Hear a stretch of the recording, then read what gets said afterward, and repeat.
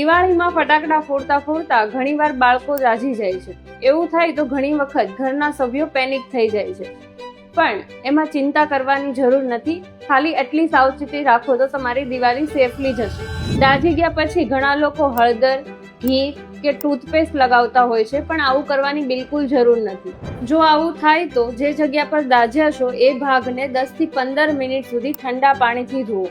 પછી એના પર આઈસ અપ્લાય કરો, પણ આઈસ ડાયરેક્ટ અપ્લાય કરવાનો નથી. એને કોટનના ક્લીન કપડામાં કવર કરીને અપ્લાય કરવાનો છે. અને જો ફોડલા થયા હોય તો તેને ફોડશો નહીં, કારણ કે એવું કરવાથી વધારે ઇન્ફેક્શન વધે છે. જો ઓછું દાઝ્યા હોય તો એલોવેરા જેલ કે સિલ્વર સલ્ફાડિયાઝિન અથવા તો સોફ્રામાઇસિન લગાવી શકો, જેનાથી તમારી બળતરા અને ઇન્ફેક્શન ઓછું થશે. પણ જો વધારે દાઝી ગયા હોય, વધારે દુખાવો થતો હોય, સોજો આવી ગયો હોય તો તરત જ ડોક્ટરને કન્સલ્ટ કરો.